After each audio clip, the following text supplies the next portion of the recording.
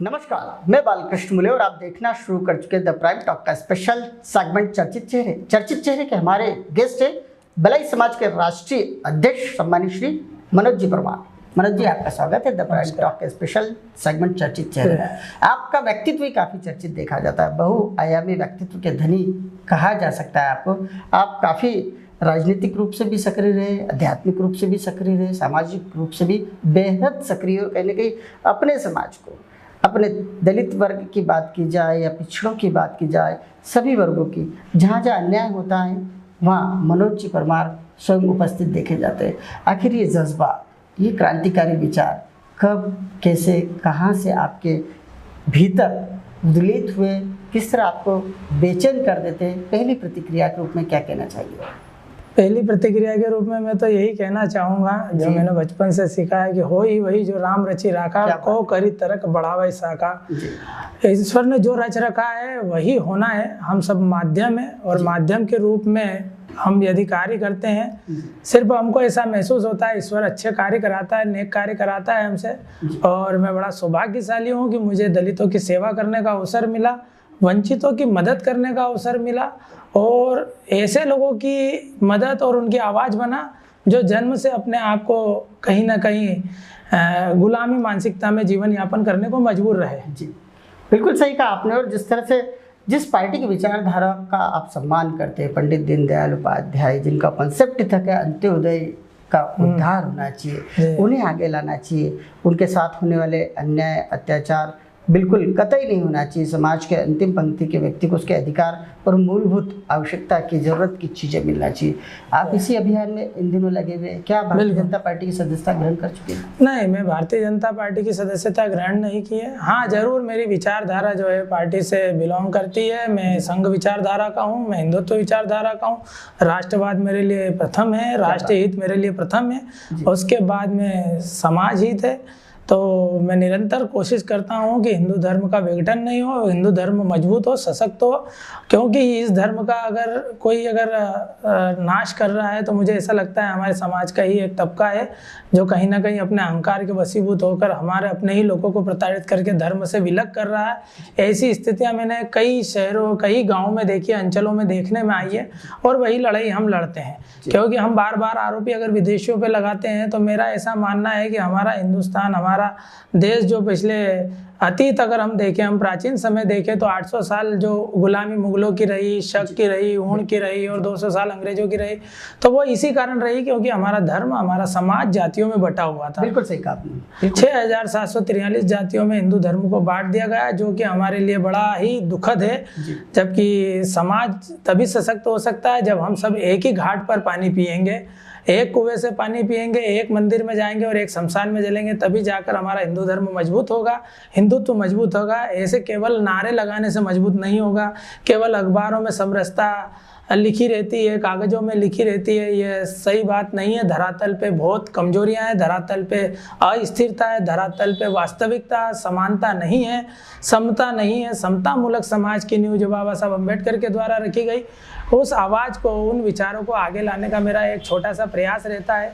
हालांकि मेरे से पूर्व में भी कई समाज सुधारक जन्मे हैं, पैदा हुए, उन्होंने कार्य किए और मेरे बाद भी होंगे। बाकी चूंकि मेरा जो जीवन है, मैंने पूरा सर्वस्व निछावर कर दिया है दलित समाज के लिए।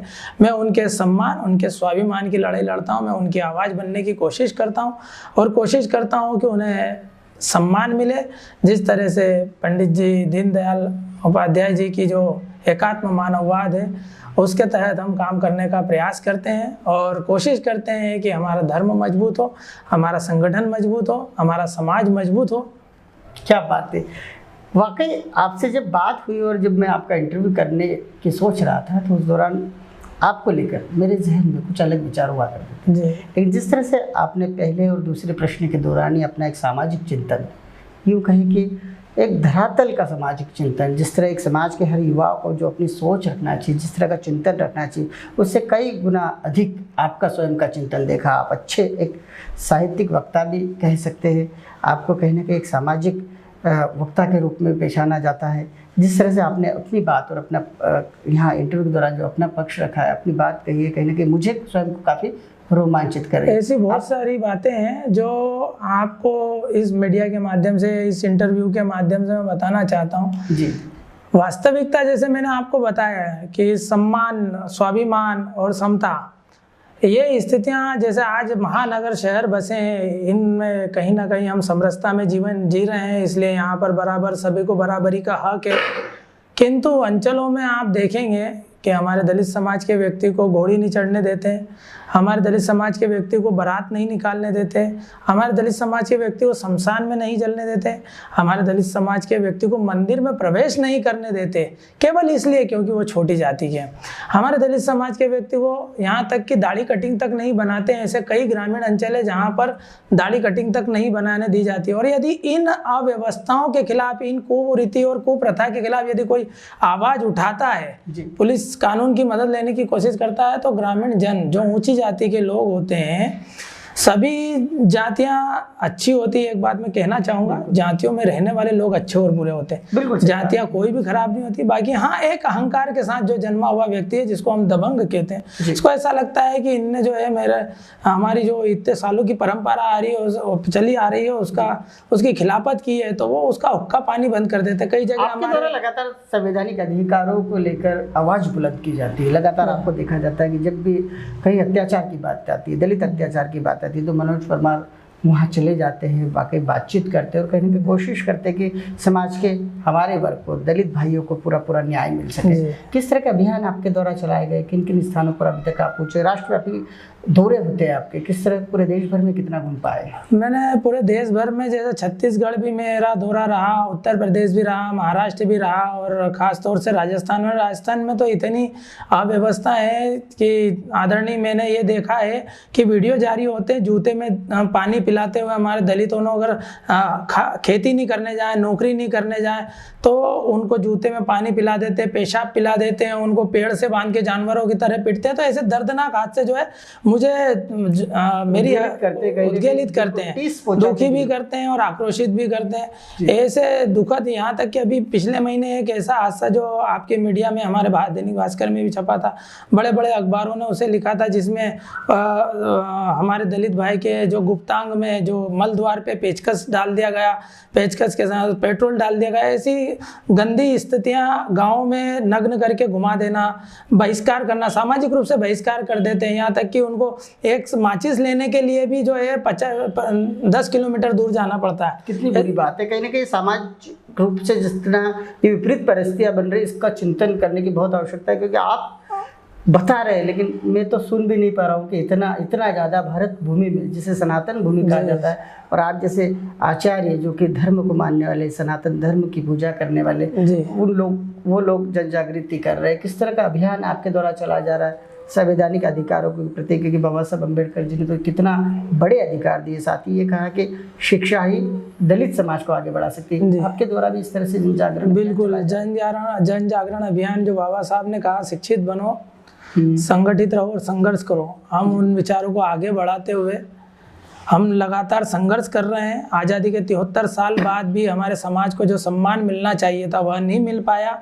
अभी वर्तमान में आपने जो हाथरस की घटना देखी, उसके बाद बलरामपुर की भी घटना, उसके बाद अलीगढ़ की भी घटना है, तो ये लगातार घटनाएं आपको दिखा रही हैं कि दलितों की स्थिति क्या है। दलित यूजेबल, उनको एक डिस्पोजल बना दिया गया हमारे समाज को, हमारे वर्ग को। आज़ादी के 73 साल बाद भी हम अपने आप को आज़ाद और स्वतंत्र नहीं महसूस कर पा रहे, जबकि ये परम पूजनीय हमारे संघ के प्रमुख हैं श्री मोहन भागवत जी ने कहा है कि शिवालय, देवालय, जलाशय और शमशान पे सभी जातियों का समान हक है। बिल्कुल सही। और हमारी लड़ाई यही रहती है, क्योंकि हमारा जन्म हिंदू संस्कृति में हुआ, हिंदू संस्कार में हुआ। हमारा जन्म, मरण और प्रण, तीनों स्थितियां जो व्यक्ति की महत्वपूर्ण है, जो तीनों स्थितियां हैं, वो हमारी हिंदू संस्कृति होती है।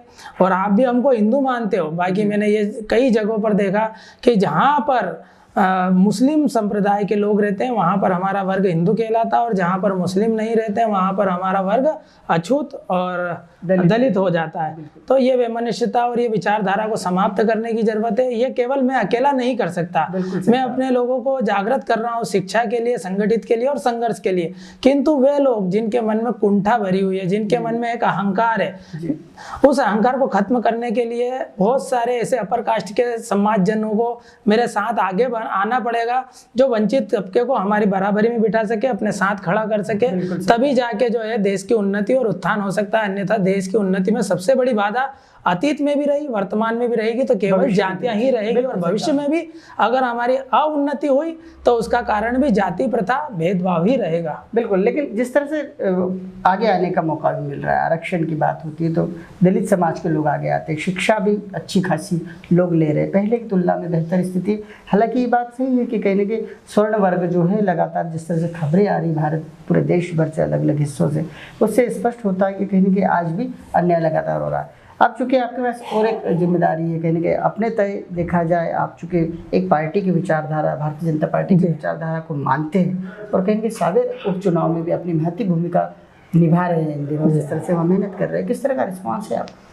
सांवेर विधानसभा में लगभग 2,64,000 वोट हैं, जिसमें से 1 लाख से अधिक अनुसूचित जाति वर्ग का वोट है, जिसमें हमारा रविदास समाज, वाल्मीकि समाज और सर्वाधिक 70% से अधिक जो है बालाई समाज का बाहुल्य सीट है।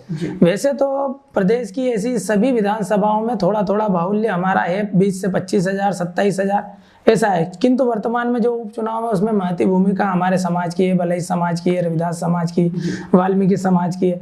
इसको लेकर जो हमने नेकी के कार्य किए हैं, जो हमने समाज की उन्नति और उत्थान के लिए कार्य किए हैं, कहीं ना कहीं हमारे को सरकार का संरक्षण रहता है, सरकार हमारी मदद करती है। जैसे संबल योजना, आयुष्मान योजना गरीबों के लिए, वंचितों के लिए बनाई गई है। जो असहाय है, जो निर्धन है, जो बेसहारा है, उनको कहीं ना कहीं सहारे के रूप में संबल योजना का लाभ मिला है। तो उन योजनाओं के माध्यम से मैंने भी कई जगह कई वंचितों को मदद दिलवाई है और कई बार मुआवजा भी दिलाया है। लगभग अभी तक वंचितों को मैं 2.5 से 3 करोड़ रुपए के लगभग मुआवजा दिला चुका हूँ और न्याय के लिए बहुत सारी मैं लड़ाई लड़ चुका हूँ और कई वंचितों को न्याय भी दिला चुका हूँ। और आज जब ये उपचुनाव की बारी आई है तो स्वाभाविक सी बात है, यदि कोई आपके लिए अच्छे विचारधारा रखता है और अच्छे कार्य करता है और अच्छे कार्य में आपका समर्थन करता है, तो हमारा भी दायित्व बनता है, हमारा ये फर्ज बनता है कि उसके साथ में, उस विचारधारा के साथ खड़े होकर उसका ज़्यादा से ज़्यादा हम प्रचार करके उसको जितना लाभ दिला सकते हैं दिलाना चाहिए। बिल्कुल सही कहा मनोज जी। जिस तरह से जब भी बात होती है, विधानसभा चुनाव जब भी आते हैं तो मनोज जी का भी एक आरक्षित सीट से नाम चलता है कि मनोज परमार जी भी एक विधानसभा से चुनाव लड़ेंगे। किस तरह का मन में लगता है जब इस तरह की बातें समाज की ओर से आती हैं? कुछ समय के लिए पानी के बुलबुले उठते हैं थोड़ी देर के लिए, फिर बाद में वापस ठहर जाते हैं। हमको लगता है कि नहीं, हम जो समाज सेवा कर रहे हैं उसका उद्देश्य ये नहीं है कि मैं राजनीतिक रूप से लोकसभा या विधानसभा में जाऊं। मेरा उद्देश्य केवल ये है कि मेरी समाज को सम्मान मिले, उसका स्वाभिमान, उसका वजूद जिंदा रहे। मैं केवल उस लिए इन दलितों की और वंचितों के हक की लड़ाई लड़ता हूँ, ना कि मेरे को विधानसभा या लोकसभा लड़ना है। ऐसी कोई मेरी मनोस्थिति भी नहीं है और ऐसे मेरे कोई प्रयास भी नहीं है। ये मेरे जो समर्थक हैं, ये जरूर है कि हर व्यक्ति का कोई चाहने वाला होता है, तो वो चाहता है कि मेरा लीडर या मेरा जो नेता है वो इस विधानसभा में चले जाए, विधायक बन जाए, सांसद बन जाए। ऐसी उनकी स्थिति रहती है। आपके जो लोग चाहने वाले होते हैं, तो जो मेरे लोग तो जो लोग मुझे लाइक करते हैं, जो लोग मुझे पसंद करते हैं, वो जरूर ऐसा चाहते हैं। किंतु मैं आपको ये बात साफ सुथरे शब्दों में बताना चाहता हूँ, मेरा उद्देश्य समाज सेवा करना है और मेरा उद्देश्य वंचित तबके को सम्मान दिलाना है और उनकी आवाज को अच्छे स्तर पर, एक पटल पर रखा जाए, बुलंद रखा जाए। ऐसा आपके आदर्श लीडर कौन है देश की बात की जाए? क्योंकि कहीं ना कहीं इतने विचार, इतने सारे गर्वित विचार, इतने सकारात्मक विचार एक समाज के लिए, अपने समाज के लिए, समाज के उत्थान के लिए काम करने के लिए जरूर आपकी कोई ना कोई आइडियल भी होगी। किसे मानते हैं आप? मैं 2012 में चित्रकूट में रहा हूँ, जो भगवान श्री राम की तपोस्थली कही जाती है। वैसे तो मैं बचपन से मानस का पाठ करता हूँ। वो कहते हैं, रामायण सुर तरु की छाया, दुख भय दूर निकट जो आया। तो रामायण जीना सिखाती है, भागवत मरना सिखाती है और महाभारत लड़ना सिखाती है ना। तो ये चीज़ हमने सीखी। हमने जब वहाँ पर हमारा आपातकाल का समय, हमने माँ मंदाकिनी गंगा के किनारे निकाला तो श्रद्धेय परम पूजनीय नानाजी देशमुख के चरित्र को देखा, उन्हें पढ़ा, उन्हें समझा, कोशिश करी मैंने कि वे मंत्री रहते हुए उन्हें 60 वर्ष की आयु में उन्होंने त्याग पत्र दे दिया। मंत्री पद से राज्यसभा सदस्य थे, उन्होंने त्याग पत्र दिया और वंचितों के आदिवासियों की सेवा में लग गए। उन्होंने उनके लिए अंत्योदय योजनाओं का क्रियान्वयन किया, ग्रामोदय की योजनाएं चलाई, उनको रोजगार की सुविधाएं उपलब्ध कराई। मतलब ऐसी विचारों से मैं ओतप्रोत हो गया कि एक आयु के बाद में व्यक्ति को परमार्थ करना चाहिए, परहित करना चाहिए, परोपकार करना चाहिए, उसका पराय हित करना चाहिए, उनका कल्याण करना चाहिए। स्वयं के लिए तो जानवर भी जीता है, मनुष्य का स्वभाव तो औरों के लिए जीना है।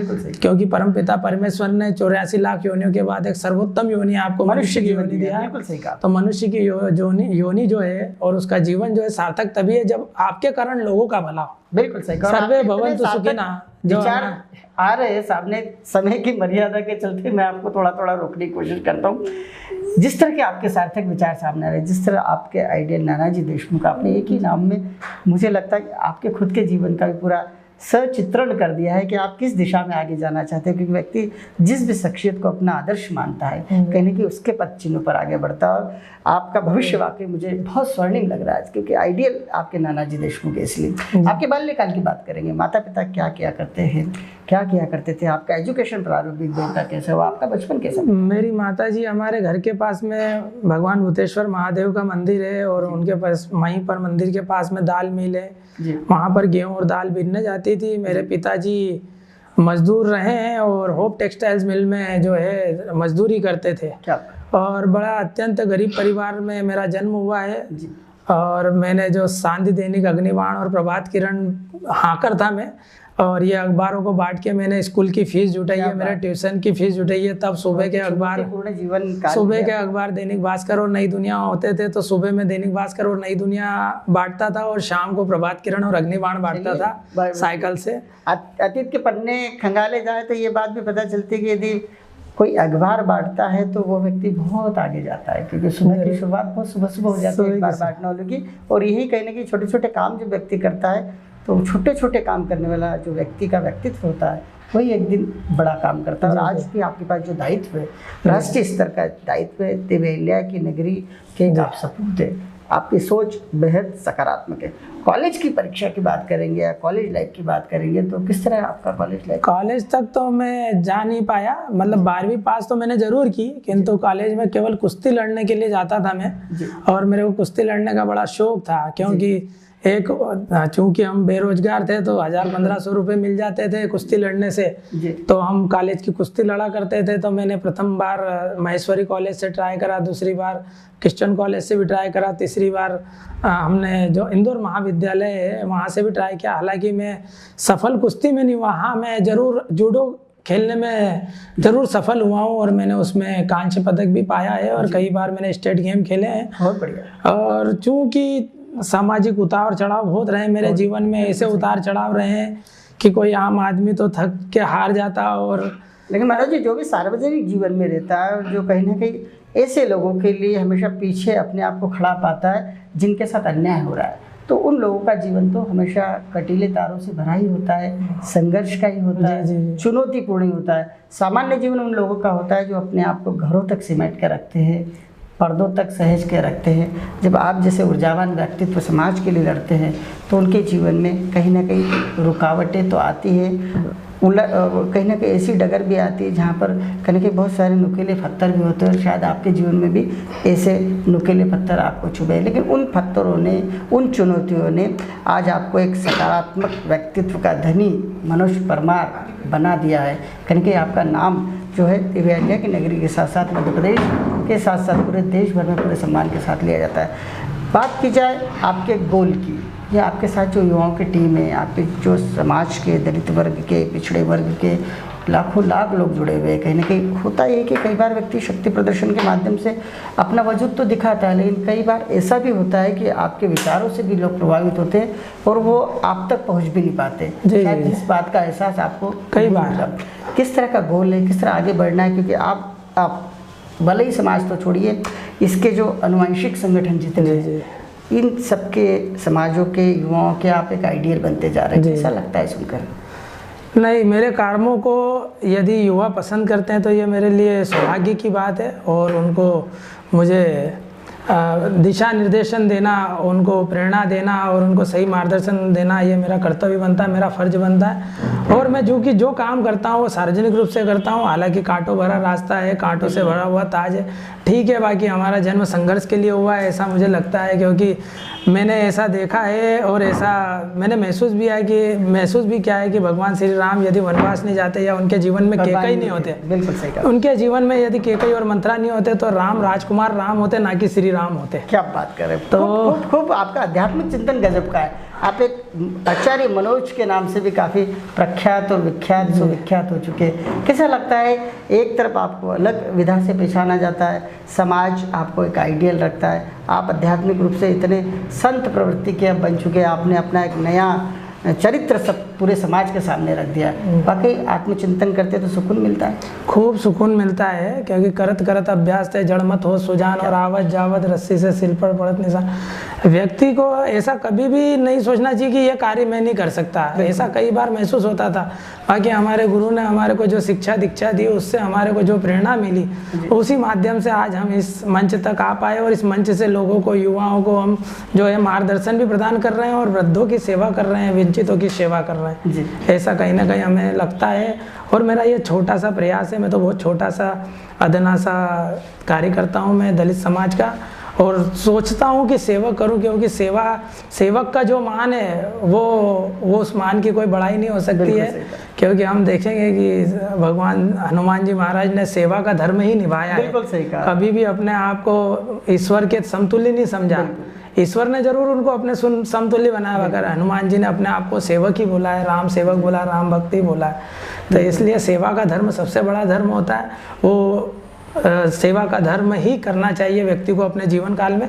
तो मेरा प्रयास रहता है कि मैं सेवा करूं। बिल्कुल सही कहा। और एक हनुमान की भूमिका में आप समाज के लिए, कहीं ना कहीं भारतीय जनता पार्टी की विचारधारा के लिए लगातार काम करते जा रहे हैं। मनोज जी, आप इसी तरह आगे बढ़ते रहे, आप दीर्घायु रहे। अभी आपकी उम्र महज 42 साल है। कहते हैं कि 43 साल में पुरुष का भाग्य उदय होता है। मुझे ऐसा लगता है कि आप इन विचारों के साथ आगे बढ़ते रहेंगे तो वो दिन दूर नहीं जब आपके चाहने वाले जिस पद पर आपको देखना चाहते आप वहाँ भी बैठे दिखाई देंगे। आपने द प्राइम टॉक के स्पेशल सेगमेंट चर्चित चेहरे में हिस्सा लिया, आपने हमसे बातचीत की, बहुत सकारात्मक माहौल में बातचीत की। इसके लिए आपका हृदय से धन्यवाद, बहुत बहुत धन्यवाद, आभार, नमस्कार, धन्यवाद। ठीक, नमस्कार, धन्यवाद।